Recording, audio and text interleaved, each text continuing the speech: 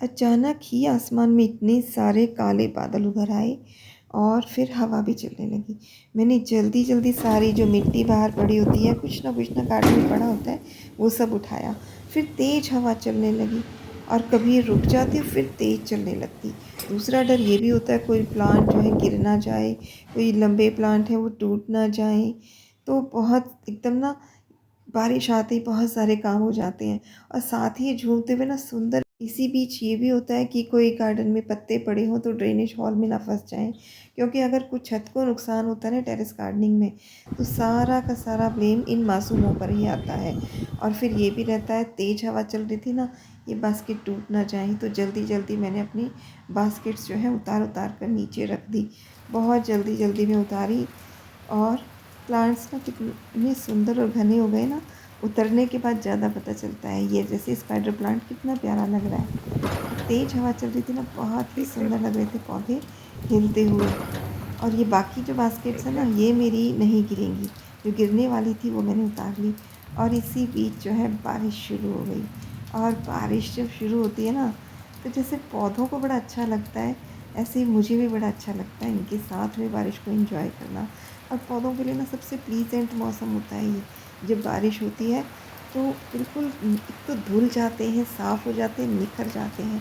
ना सर्दी ना गर्मी, इनके लिए बड़ा ही अच्छा सुहाना।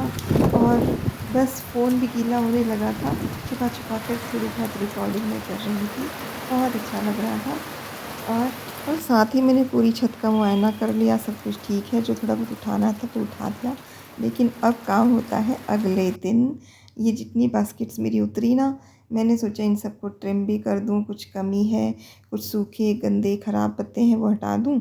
और ये देखिए इसका बेबी प्लांट, ये एक्सटेंशन में इस तरह से बेबी निकलते रहते हैं और बहुत अच्छे से इसके प्रोपेगेशन हो जाती है। और सारे इनको पॉट्स को, गमलों को मैंने थोड़ा साफ़ भी कर दिया, पानी देते हैं ना तो मिट्टी लग जाती है। और ये जो बास्केट प्लांट है, ये तो सबसे ही खूबसूरत लगता है। हैंगिंग बास्केट के लिए ना मुझे तो इस समय बेस्ट प्लांट लग रहा है ये।